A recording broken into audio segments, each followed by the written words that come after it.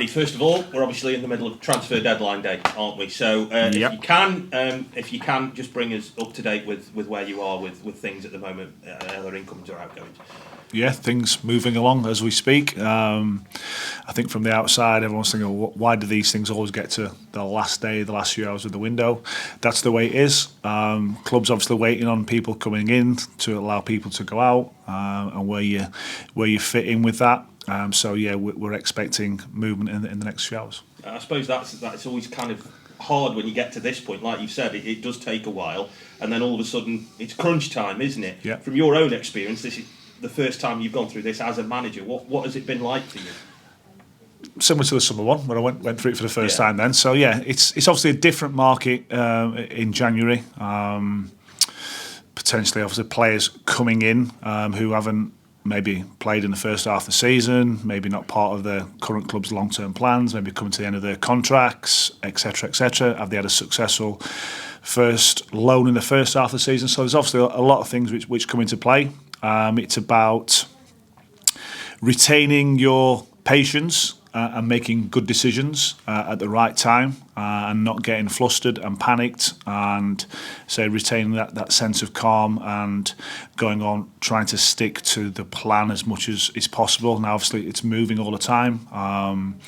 There will be things being communicated from outside our club into our club about our players as well, so you obviously have to be reactive to that. But yeah, it's going to be an interesting few hours. I love how you check your watch. This is literally a second by second. That's thing. Mickey Mouse as well.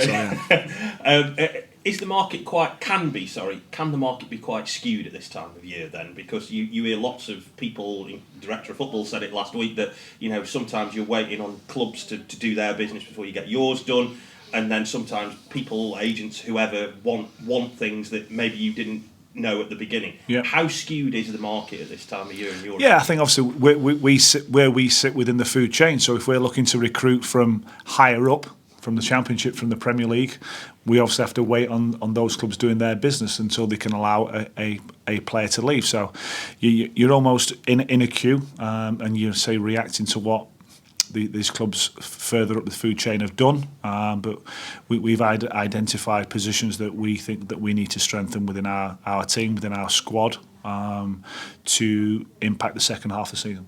A quick mention on one player you did brought in, unfortunately didn't play a game, Rhys Williams. Can you explain to us what happened there? Because obviously news come out today that he's gone back to Liverpool. Yeah, I don't want to go too much above what the statement has come out obviously from both clubs. It hasn't worked out with Rhys, obviously, and we wish him all the success going forward.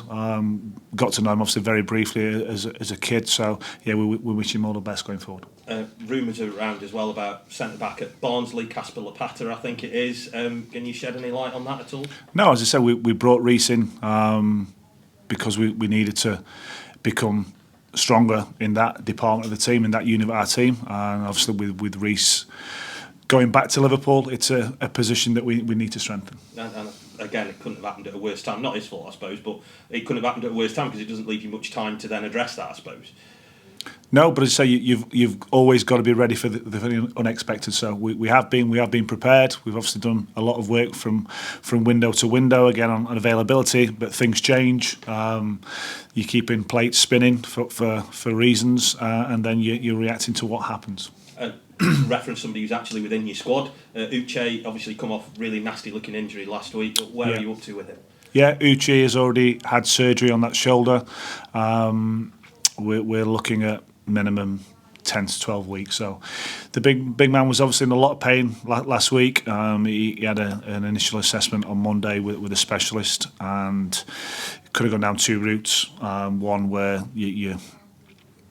you try and hope that it heals itself, and you obviously then run the risk as soon as you come into any contact again that it goes again, and then the process for an operation then becomes a little bit longer. So yeah, that's what we've decided to do, and he's now ruled out, say, for that period of time. It's a blow because obviously, as you said, he was getting up to speed. You were finally seeing the kind of best of him, weren't you? And it's come at the wrong time. It has come at the wrong time. major injury, another which I'm classing as a long-term injury to another player. So I'm not sure that the injury gods are shining down us too much, but we have to get on with that. We have to move with that.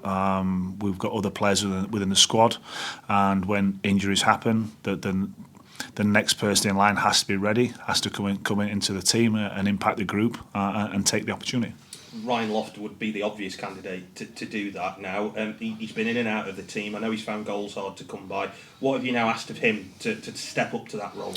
Exactly what I've just said. If you're not in the team one weekend, you need to do everything you can to make sure that you're trying to impact the team in the next week going forward. So that's what he has to do.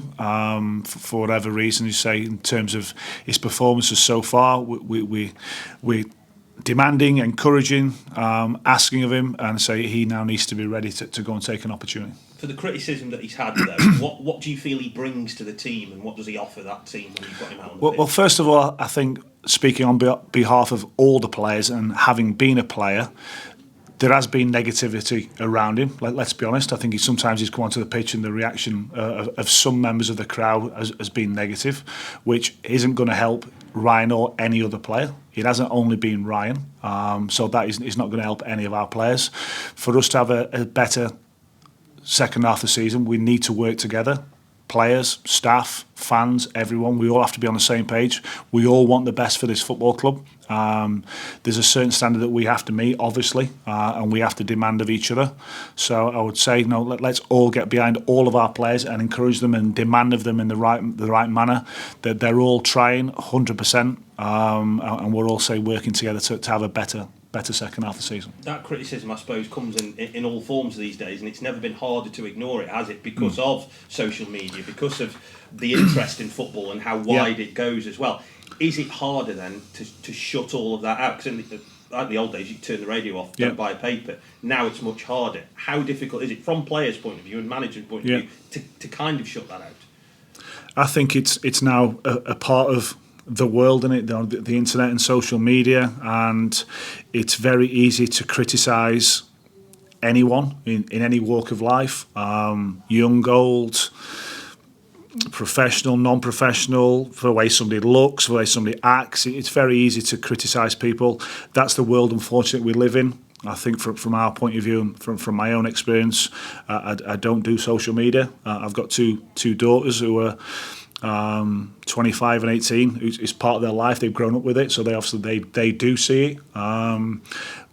You try and encourage, or I certainly try and encourage our players to stay away from it, but it's part of their life. So yeah, you can add positivity, and you can also see negativity on social media as well. And you have a choice. Do you want to look at it or not? You can't only look at it when things are going well, can you, if you want to be on social media? So I choose to stay away from it. Obviously listen to guys like you on the radio, and you can also turn that off as well. You cannot buy... I'm surprised you haven't. Yeah, I didn't say I hadn't. You can not buy a newspaper, but as I said, the world's evolving, and you decide to look or buy or listen to, and you make that decision. Looking at the weekend, then, on paper it's a game against the bottom of the table, but you know that you've played sides against the bottom of the table that it isn't played like that, is it? Yeah. What are you expecting from Fleetwood? Got a lot of experience in the team. Yeah, they were expecting a tough game. I think now since Charlie's gone in, it's changed a few little things. I'm sure there's going to be arrivals and departures at Fleetwood today as well. So we've done our preparation this week, and what we've seen so far, that may alter on one or two departures. And there's obviously rumours about one or two of their players moving on. But what we will do there, we'll go there and be respectful of Fleetwood, but we'll focus on what we need to do and what we need to do to play well for us and how we play well. And that was one of the most disappointing things for me last week against Portsmouth, that I didn't really see an identity of us, certainly with the ball. It was a lot of long ball randomness, which is not us, and I don't want it to be us going forward. So we have to play the game on our terms. We have to have an identity as us of what we've tried to do so far, and we're always trying to add to that. We don't want to take away from that. And last thing, I've just said to Nathan as well about the league table maybe being a bit skewed because of the games you haven't played yet. but you do still find yourself just right above that bottom four, don't you? So I suppose points at this stage, however you get them, are the most important thing, because the games in hand mean nothing if you don't win them. Well, the league table means nothing currently. It only matters when we've all played 46 games. And I remember saying the same thing when I took over when we were in League Two, that we had games in hand at that stage, and it was all about the next game and how we approach the next game. So that will be our sole focus. Have we got games in hand? Yeah, they don't mean absolutely nothing. You have to go and perform. You have to go out and earn points, and that's what we'll have to do in the remaining 20 games against a variety of opponents, playing a variety of ways and a variety of styles. But as always, it's all about us and what can we do to gain points in, say, in the second half of the season.